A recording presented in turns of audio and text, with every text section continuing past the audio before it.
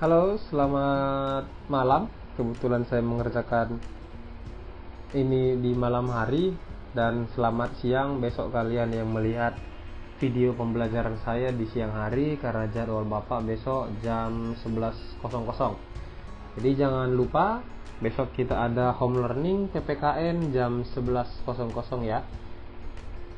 Saya rindu bertemu dengan kalian, siswa-siswa saya, siswa-siswa yang luar biasa. Merasa ada sesuatu yang hilang di diri saya ketika tidak bertemu dengan kalian. Walaupun begitu ya tidak apa-apa, setidaknya kalian masih bisa mendengar suara saya, ya enggak? Oke, terima kasih juga anak-anak, kalian udah mengerjakan soal yang saya kirim minggu lalu. Tetapi saya sifatnya bukan hanya mengirim soal. Hari ini kita bahas kunci yang benarnya apa. Ya, punya kalian sudah saya periksa, banyak yang salah, ada juga yang benar, ya macam-macam lah. Kita lihat jawaban yang benarnya itu seperti apa. Mudah-mudahan kalian sabar ya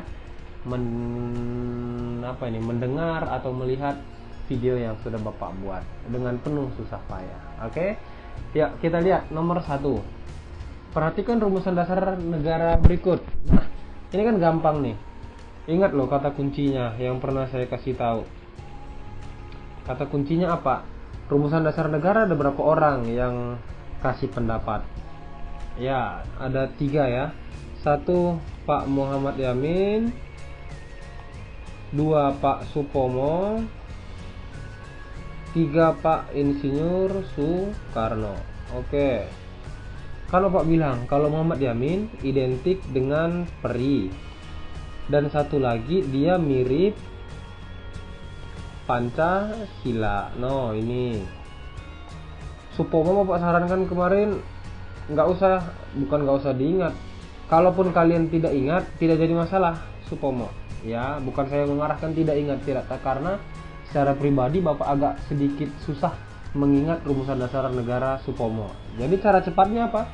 Ingat Muhammad Yamin, peri, dan mirip sekali dengan Pancasila, lisan dengan tulisannya. Yang berikutnya Insinyur Soekarno, identik dengan internasionalisme. Internasionalisme. Nah, ketika kata kunci ini kamu sudah tahu, berarti jawabannya kamu sudah bisa dong. Ada internasionalisme di sini? Ada. Ya udah, jawabannya berarti A. Oke?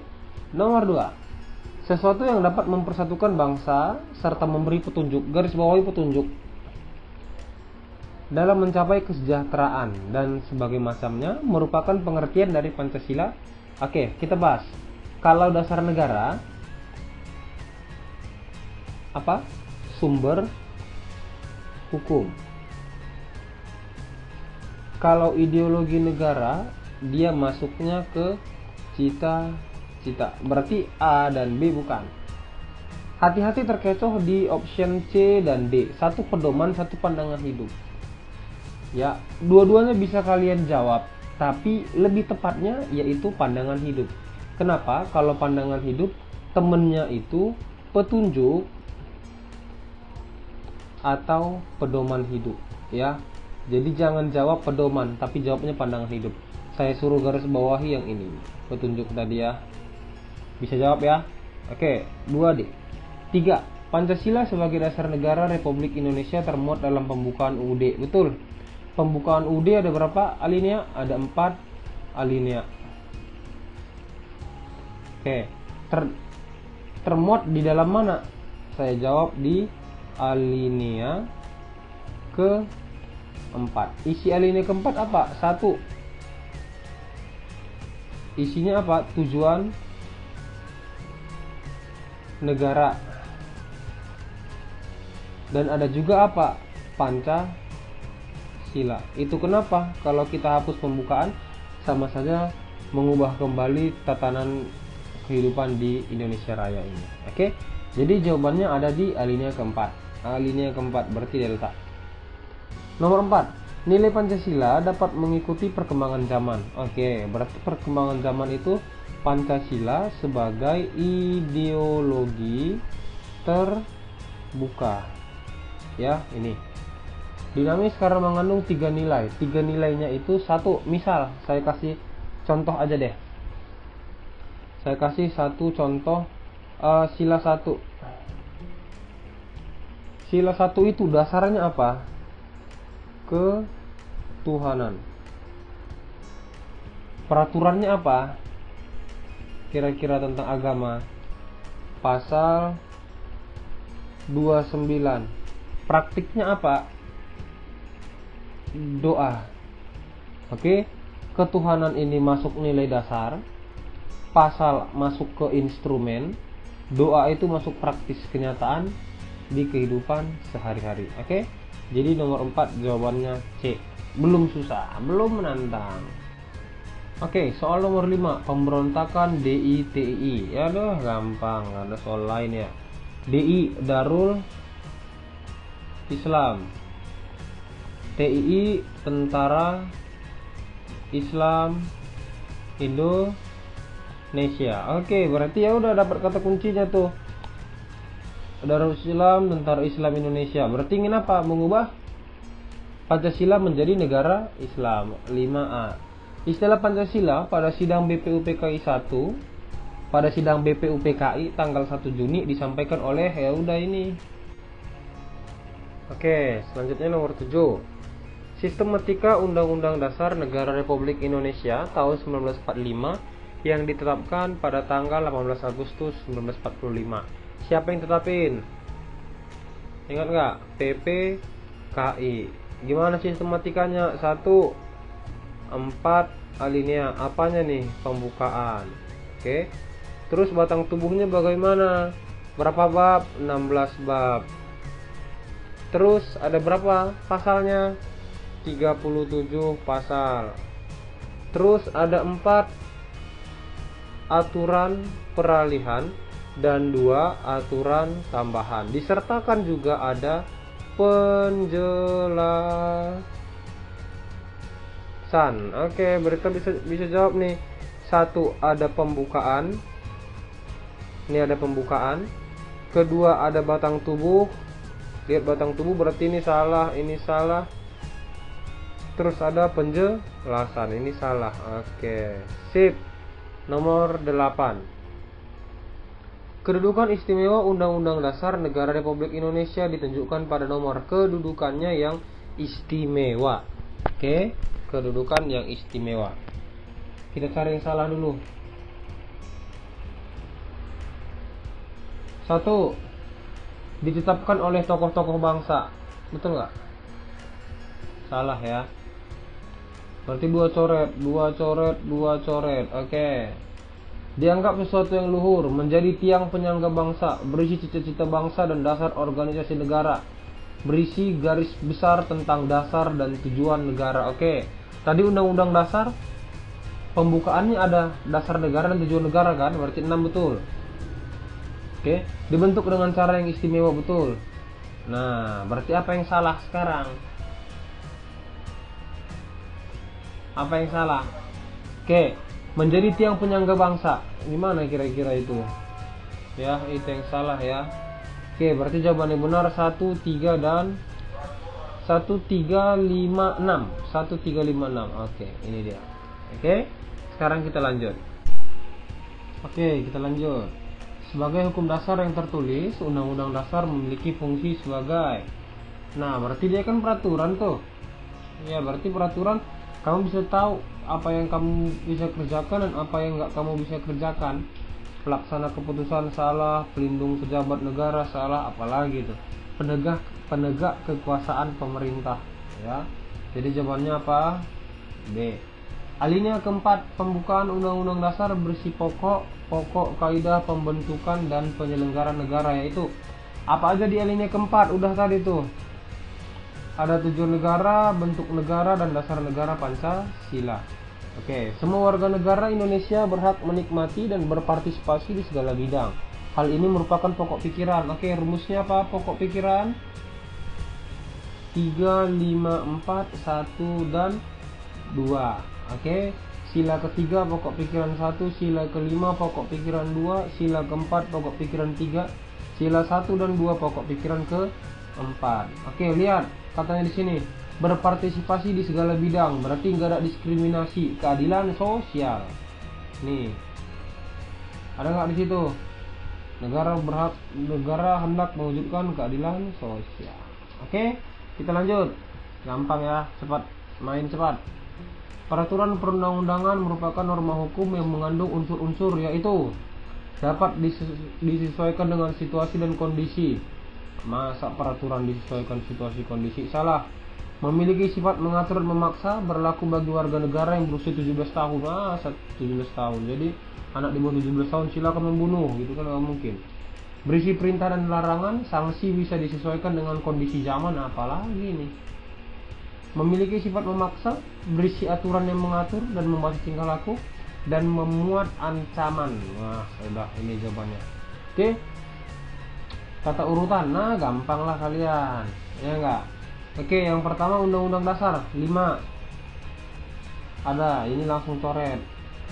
Di bawah Undang-Undang Dasar ada apa? TAP MPR. Ketetapan MPR 51, masih mantap. Di bawah ketetapan MPR ada apa? Undang-Undang pengganti Perpu 4. Coret. Udah. Gampang sekali. Kita lanjut ya. 14. Contoh perilaku taat terhadap aturan dalam kehidupan bermasyarakat. Nih, bermasyarakat. Bersifat kritis, nggak ada nih. Membayar iuran lingkungan tepat waktu, masyarakat ya. Menolong orang yang kesusahan, ya juga nih. Membayar pajak tepat waktu, ya juga. Kalau tepat waktu bernegara, berarti ini salah. Contoh perilaku taat terhadap aturan. Taat terhadap aturan. Kalau menolong kan norma jadinya ya. Jadi membayar iuran lingkungan tepat waktu. Baca pelan-pelan. Bentuk kedaulatan yang sesuai dengan Undang-Undang Dasar adalah kedaulatan apa? Kita coba. Kedaulatan apa? Pasal 1 ayat 1. Isinya tentang negara kesatuan ya. Oke, pasal 1 ayat 2. Ini gimana nih? Nanti kalian salah lagi. Pasal 1 ayat 2. Kedaulatan tertinggi ada di tangan rakyat dan dilaksanakan berdasarkan Undang-Undang Dasar. Pasal 1 ayat 3. Indonesia adalah negara hukum. Oke, mainkan rakyat dengan hukum. Mana rakyat dengan hukum? Dalam kekuasaan negara di Indonesia dipisahkan menjadi eksekutif, legislatif, dan yudikatif. Berarti ini masuk ke trias politika. Oke. Hal ini berarti Indonesia menerapkan prinsip kedaulatan yaitu apa? Nih, pemisahan kekuasaan. Pasal 1 ayat 2 nih katanya tadi nih. Kedaulatan ada di tangan rakyat, dilaksanakan berdasarkan apa tadi saya jawab? Undang-Undang Dasar. Nggak ada yang menantang soalnya ya. Pasal 1 ayat 1 saya bilang tadi Negara Kesatuan Republik Indonesia. Bentuk negara. Ini sering salah nih. Ini kita mainkan dulu. NKRI, Negara Kesatuan versus Republik. Ini siapa yang salah ini? Saya teriakin pula nanti nih. Kesatuan apa? Inilah dia bentuk negara. Kalau republik apa? Bentuk pemerintahan. No, jangan salah. Oke, yang ditanya apa di sini? Bentuk negara Indonesia adalah kesatuan. Norma yang mengatur hidup manusia yang berlaku secara umum bersumber dari hati nurani. Coba apa? Moral. Kalau norma sosial sumbernya siapa? Kebiasaan dari masyarakat. Oke. Norma agama sumbernya dari ajaran Tuhan, berarti terdapat di kitab suci. Norma hukum sumbernya siapa? Pemerintah atau lembaga yang berwenang. Nah, jangan salah, kurang menantang. 20. Menjaga fasilitas sekolah, mengenakan seragam. Oke, kita baca soalnya. Contoh sikap pelajar yang mencerminkan kepatuhan terhadap peraturan. Cari yang baik. Kalau soal seperti ini cari yang baik. Bekerja sama dengan teman saat penilaian harian. Ini nggak baik menurut saya, baik menurut kalian. Datang dan pulang sekolah selalu di tepat waktu. Membayar uang sekolah kalau sudah ditagih. Ya, walaupun uang sekolah ini kan bukan tugas tanggung jawab kalian ya. tapi tugas kita apa? Mengingatkan orang tua. Oke, jadi menjaga fasilitas dengan baik, mengenakan seragam sekolah yang sesuai, datang dan pulang tepat waktu. 124.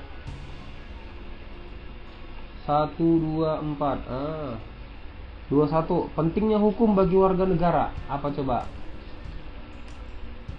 Menjamin kebahagiaan. Kalau kamu melanggar hukum, kenalah. Memberikan kebahagiaan. Apa? Nggak ada kebahagiaan ya. Jadi menjamin keadilan dan ketertiban. Setelah kita adil, setelah kita tertib, baru kita bahagia. Jadi hukum nggak menjamin kebahagiaan. Kita lanjut. 22. Kebangkitan nasional Indonesia ditandai dengan berdirinya organisasi apa? Pada tahun 1908, penggagasnya Bapak Wahidin Sudiro Kusodo, pendirinya siapa? Sutomo, berarti Budi Utomo dong. 23. Perhatikan perhatian berikut. Oke, kelemahan perjuangan bangsa Indonesia sebelum. Kita lihat ya, sebelum masih menggunakan perang. Sifatnya masih kedaerahan. Tokoh masih karismatik. Nah, ada nggak di situ? Nasional salah. Saya buat kan kedaerahan, cari yang kedaerahan, salah. Nah, yang kedua, perlawanan menggunakan kekerasan bersenjata perang. Berarti satu coret. 3. Para pejuang muda hadir di domba. Betul ya, karena masih kedaerahan. Jika pemimpinnya gugur dalam perjuangan, maka perlawanan mereka karismatik. Berarti tentu menggunakan berarti 2, 3, 4. Jawabannya 2, 3, 4. Coret. Sip. Kurang menantang. 24. Peran kebangkitan nasional bagi perjuangan kemerdekaan Indonesia. Peran kebangkitan nasional ya. Oke, kan kalau sebelum kebangkitan nasional sifat kita masih kedaerahan. Belum sifatnya nasional, nak. Masih masing-masing. Dan pemimpin karismatik, misal, ingat nggak pemimpin karismatik siapa? Misal Cut Nyak Bin, Pangeran Diponegoro dan Patimura, Thomas Matulesi dan sebagainya. Jadi ketika mereka gugur di medan perang, pengganti mereka nggak ada. Jadi perjuangan perlawanan selesai. Itu dia. Jadi perannya apa setelah kebangkitan nasional? Kita lihat. Membangkitkan semangat berjuang yang bersifat kedaerahan. Salah. Memberlakukan strategi perang hanya melalui kita pakai diplomasi ya.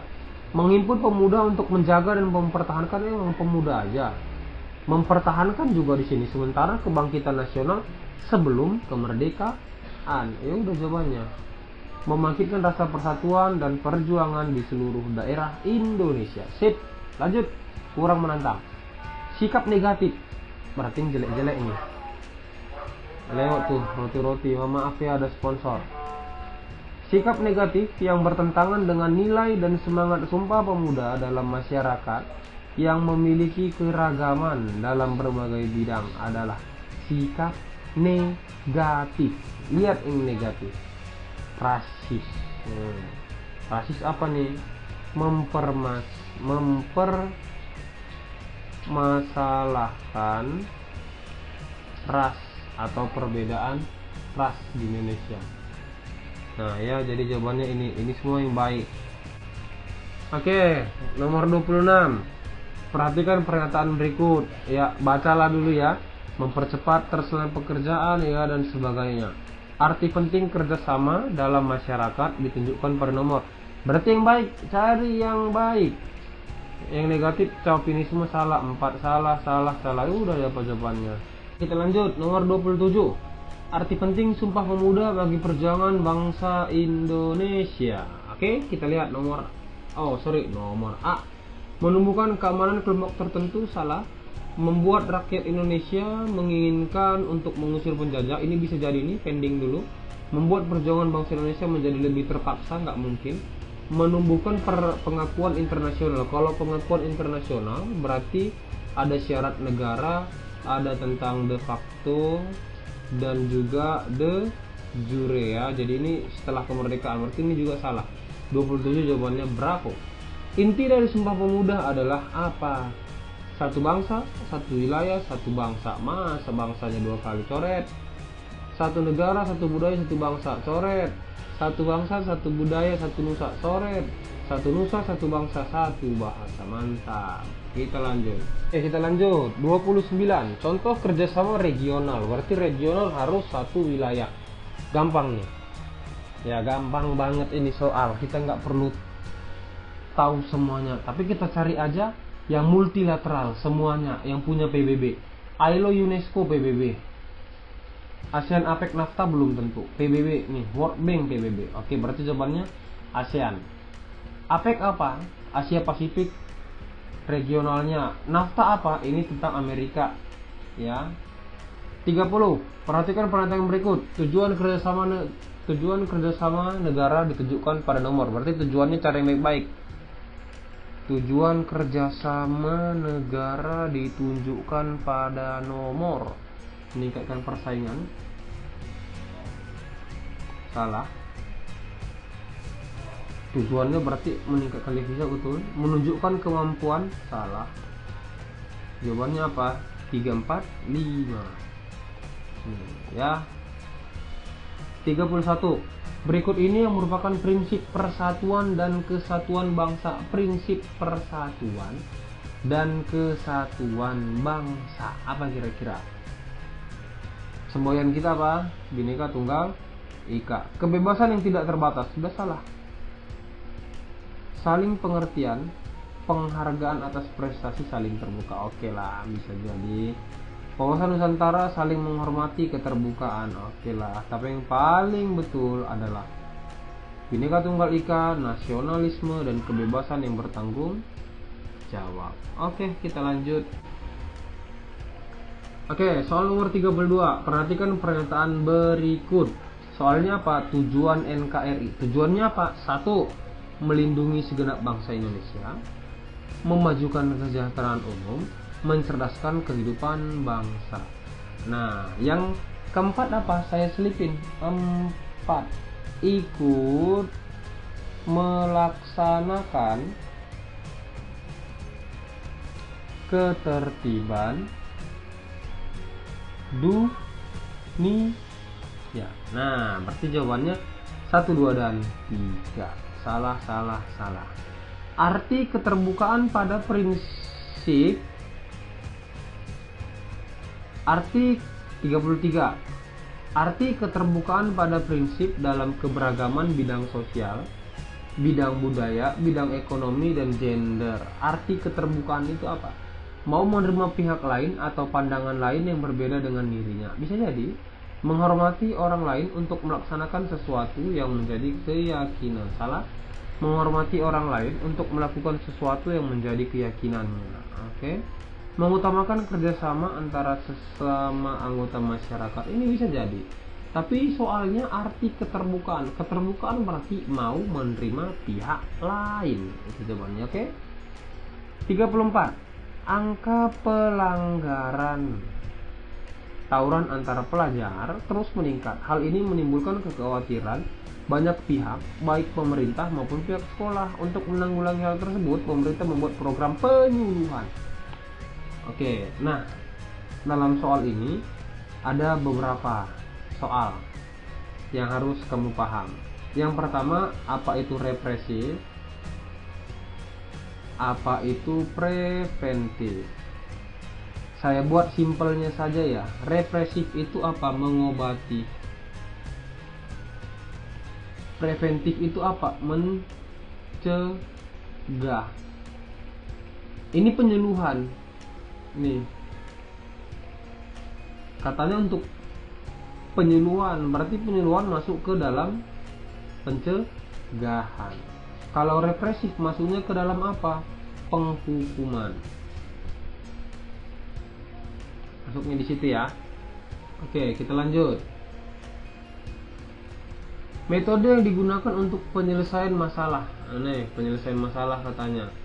Kerusuhan Lampung Selatan 2012 adalah serangkaian kerusuhan yang terjadi di Lampung Selatan. Iyalah. Oke. Warga dari Desa Agom dan Desa Bali Nuraga melakukan kesepakatan damai untuk tidak saling menuntut. Berarti mereka mengurangi tuntutan nih, mereka nih. Dalam kesepakatan perdamaian terdapat 10 poin perdamaian. Antara lain sepakat untuk menjaga keamanan, ketertiban, kerukunan, keharmonisan. Baik banget nih ya. Metode yang digunakan kompetisi salah. Kompetisi itu persaingan. Contoh kayak Liga Inggris ya. Menghindari, nggak ada menghindari. Oke. Kompromi ini berdiskusi ya, dan kolaborasi. Oke. Jawabannya apa yang paling tepat? Ini. Kompromi. Saling sepakat mengurangi tuntutan. Oke, 36. Apabila salah satu pihak bersedia untuk memenuhi tuntutan pihak lawan sehingga menciptakan kondisi damai yang bersifat sementara, merupakan menyelesaikan masalah dengan metode mediasi itu orang ketiga. Ya, jadi jawabannya adalah akomodasi. 37. Unsur berdirinya NKRI deklaratif. Nih, deklarasi. Deklarasi berarti pengakuan negara lain.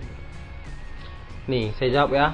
Unsurnya ada 2. Konstitutif dan deklaratif. Konstitutif apa? Ada rakyat, wilayah, pemerintahan yang sah. Oke, ini deklaratif. Sip. 38. Tempat di mana suatu kapal yang berbendera suatu negara di laut terbuka dan tempat bekerja perwakilan negara atau kantor kedutaan besar. Jadi kalau kantor kedutaan besar itu sudah menjadi wilayah teritori negara tersebut walaupun dia ada di luar negeri. Contoh, kedutaan besar Indonesia yang ada di Malaysia itu sudah jadi hak atau wilayah teritorial kita. Pak, bisa nggak diusir? Boleh diusir. Tapi ketika misal nih saya membunuh, saya lari ke kedutaan, polisi Malaysia boleh nangkap saya ke kedutaan? Nggak boleh. Harus diserahkan, itu baru boleh.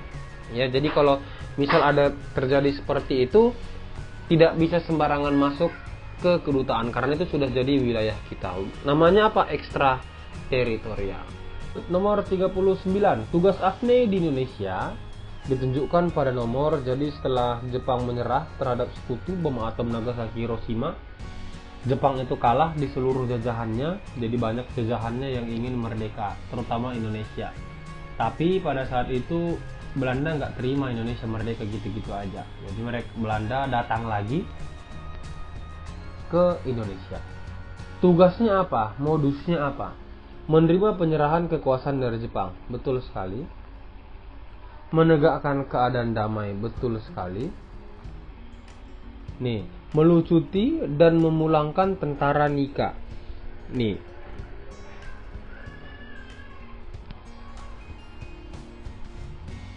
ini kita ganti aja ya, melucuti dan memulangkan tentara atau orang Jepang.